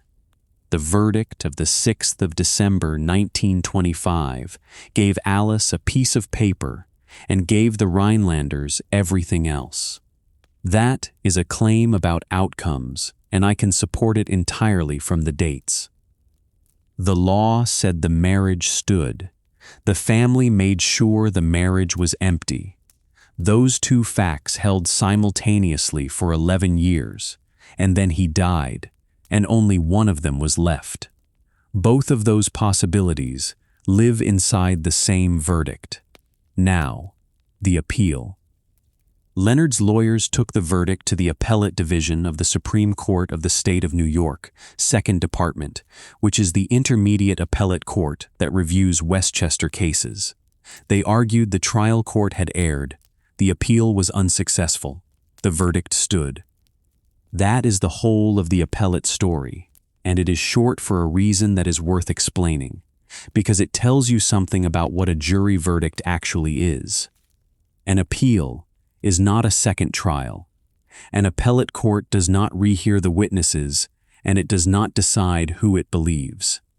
It reviews the trial for legal error, and where the case turned on questions of fact submitted to a jury, the findings of that jury are extremely difficult to disturb. The jury had been asked specific written questions and had answered them. Those answers were findings of fact. Isaac Mills could argue that the trial judge had erred in his rulings. He could not argue that the jury had reached the wrong conclusion about what Leonard Rhinelander knew, because that was precisely the thing the jury had been impaneled to determine. The family had chosen a fraud theory because it was the only door available.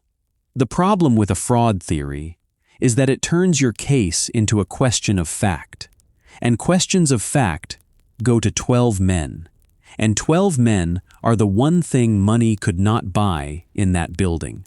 So by 1927, the marriage was, as a matter of New York law, valid, unannulled, and permanent.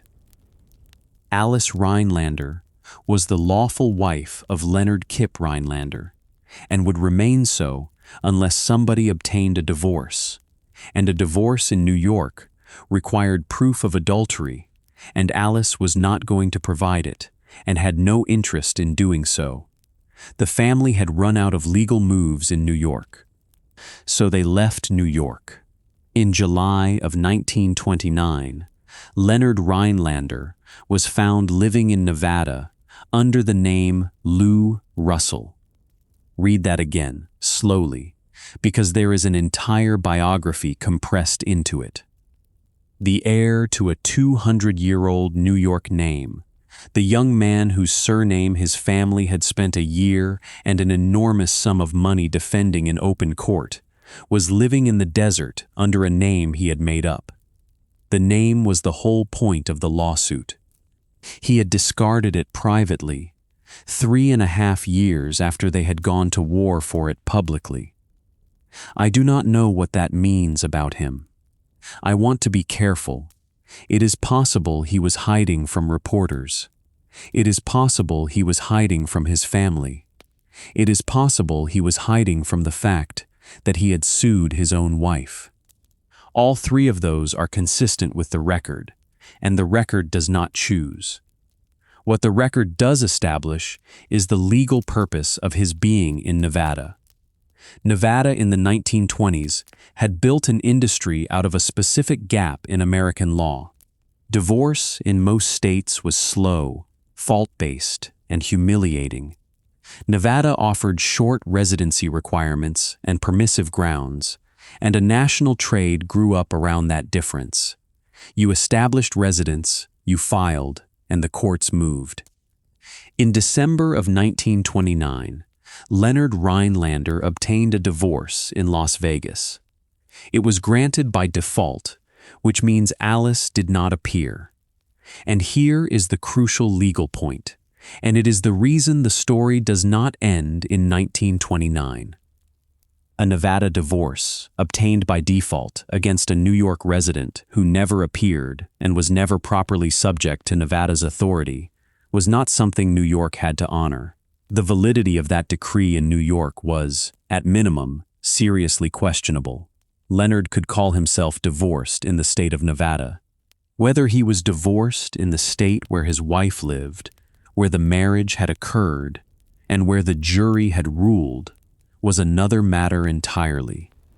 Which is why, in 1930, the family finally did the thing they had been unwilling to do since November of 1924. They negotiated. The settlement reached in late 1930 had 3 moving parts, and I want to lay each one on the table, because the third one is the reason we are here tonight. The first part was capital.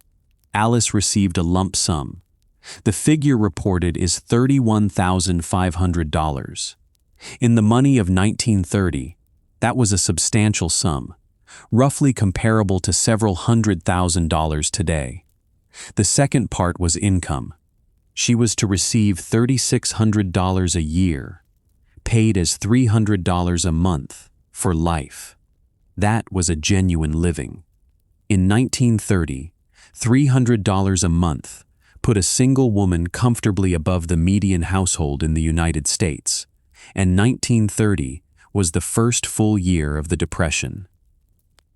The third part was the name. Alice Jones Rhinelander agreed to renounce any claim on the Rhinelander estate, and she agreed not to use the Rhinelander name.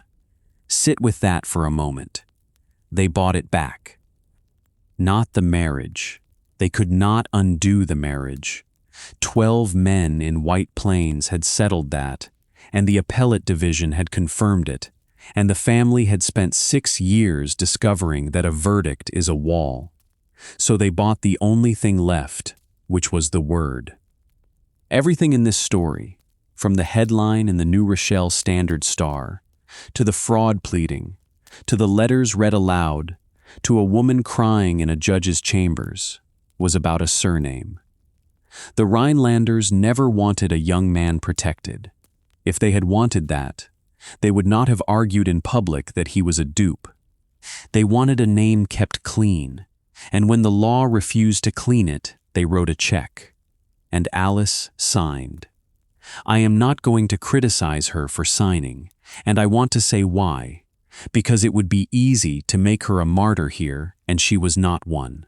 She was a woman of 30 who had been a national spectacle for 6 years, whose most private correspondence had been read into the newspapers, who had been made to undress for a jury, and who had been abandoned by a husband hiding in Nevada under a false name.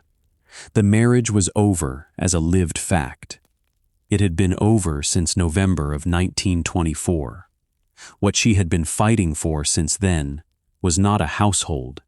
It was the refusal to let them say the household had never existed. She had already won that. The verdict was permanent. The annulment had been denied and could not be revived.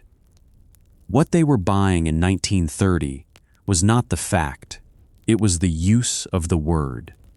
She took the money.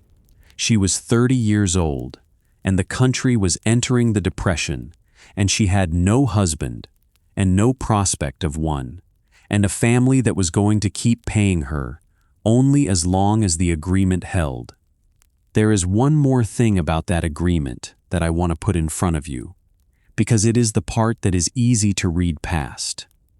The $300 a month was payable for life, which means that from 1930 onward, for as long as Alice Rhinelander drew breath, somebody in the Rhinelander organization had to sit down every month and write out a payment to the woman they had gone to court to erase.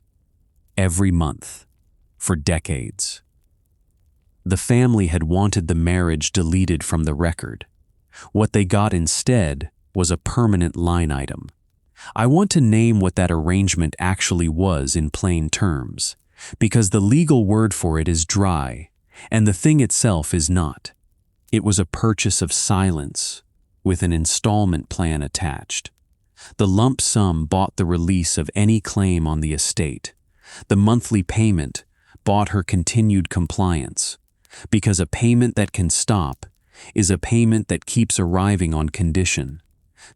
She was paid, month after month, to remain a woman who did not use a particular word. And it worked. For 59 years, it worked. Now think about what those 59 years actually contained, because I want to move this out of the abstract. 1930. She is 30 years old, and she has just signed. Within a year, the American economy is in free fall, and the money in her account is worth more, relative to everything around her, than it was on the day she took it. 1936. Her husband dies at 32 in his father's house. She is 36 years old. She has been legally married to him for 11 years and 11 months, and has not seen him for most of it. And on the 20th of February 1936, she becomes, as a matter of law, a widow. I want to be careful with that word, because the settlement complicates it, and the Nevada decree complicates it further, and I am not going to make a clean legal claim about her status that the documents do not support. What I will say is the human version. The man she had fought a national lawsuit to remain married to died, and she had not spoken to him in years, and she was in her 30s, and she did not remarry, and she lived another 53 years. 1967. She is 66. The Supreme Court decides loving. Newspapers across the country run the story of an interracial couple whose marriage a state had refused to recognize. She was living 20 minutes from the courthouse, where the same argument had been made about her 42 years earlier, and she said nothing. 1989. She is 89 years old, and she dies in a Westchester hospital. The generation that had queued outside that courthouse in the cold to watch her is gone. The newspapers that printed her letters are mostly gone. The Rhinelander fortune has dispersed the way old fortunes do. And she is still there, in the same county, having outlasted every single institution that had a use for her.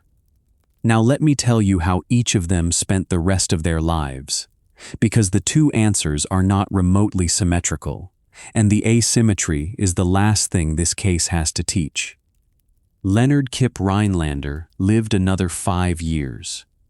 He did not return to New York society in any meaningful way. He worked as an auditor. Think about that job for a moment in the context of everything you now know. The heir to a Manhattan real estate fortune spent his last years checking other people's figures. He never remarried. On the 20th of February 1936, He died of lobar pneumonia at his father's home. He was 32 years old. Some accounts give 33, and the discrepancy is a function of his birth date against the date of death, and it is not important enough to argue about. He was in his early 30s. Lobar pneumonia in 1936 was a killer of the young and the run-down. The sulfa drugs that would begin to change that arrived within a year or two of his death. Penicillin was not available for civilian use for another decade. He died in his father's house. That is the last fact in his life, and I am going to leave it standing without decoration. The young man who had married secretly to escape his father, who had been removed from his wife's home by his father's agent, who had sued in his father's interest, who had fled to a desert under an invented name, died at 32 in his father's house. Alice Jones Rhinelander lived another 53 years. She stayed in Westchester. She lived with her parents in Pelham and then, as they died, alone. She never remarried. She never gave an interview of any consequence. For more than half a century, one of the most photographed women in America simply declined to be a public person, in the same county where all of it had happened, 20 minutes from the courthouse. She was there for the Depression, for the war, for the Civil Rights Act, for loving against Virginia in 1967, which was the decision that finally made her marriage legal everywhere in the country, 43 years after she had contracted it in a city hall in New Rochelle. She was 66 when that came down. There is no record that she said anything about it. She died on the 13th of September, 1989, at a hospital in Westchester County, of a heart attack following a stroke, with hypertension recorded. She was 89 years old. She had outlived her husband by 53 years, and she had outlived the trial by 64. And now the last thing, which is the thing I have been holding since the first minute of this episode. In 1930, Alice Jones signed a legal agreement, drafted by lawyers for one of the oldest fortunes in New York, promising not to use the name Rhinelander. She kept that agreement for the rest of her life.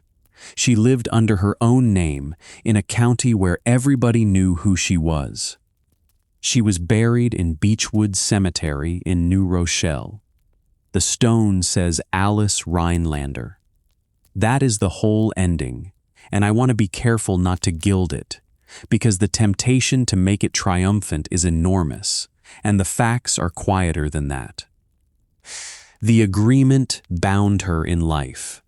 A contract for the non-use of a name is enforceable against a living person because a living person can be sued. It has nothing to hold once the person it binds has stopped existing. She did not break the contract. She waited it out. 6 years of litigation, 59 years of silence. And then, on a piece of granite in New Rochelle, 3 miles from the city hall where a clerk had married them without asking her a single question about her father, the name they had paid her $31,500 to stop saying. Let me bring the 3 things back and close them. The printed form. A New York marriage license in 1924 had no place on it for the question that consumed the entire country for the following 6 years. Because the state asked nothing, a courtroom had to ask everything. And the asking is what we have spent this episode watching. When a society will not write its rule down, the enforcement does not disappear. It relocates into private life, and it is carried out by whoever can afford the lawyers. The word fraud. It needed 6 links, and it broke at the same one every time, which was reliance. To unmake this marriage, the Rhinelander family had to establish in open court that their own son had spent 3 years with a woman, without ever perceiving who she was. They were prepared to say it. Their counsel did say it, and 12 men in white plains decided that a story in which the rich young man is the only person in the county who cannot see was not a story they were willing to certify. They did not rule for the marriage. They ruled against the insult. And the 6th of December 1925. A verdict is not a life. That jury refused an annulment and refused nothing else. It could not order a husband home, and it did not order a family to receive her, and it did not make the country stop looking at her photographs. It performed the only act a jury can perform, which is to decline. Alice Jones Rhinelander asked the state of New York for one thing, in 1924, and she asked for the same thing in 1925, and she was still asking for it when she signed away the use of it in 1930. She wanted to be permitted to have been married.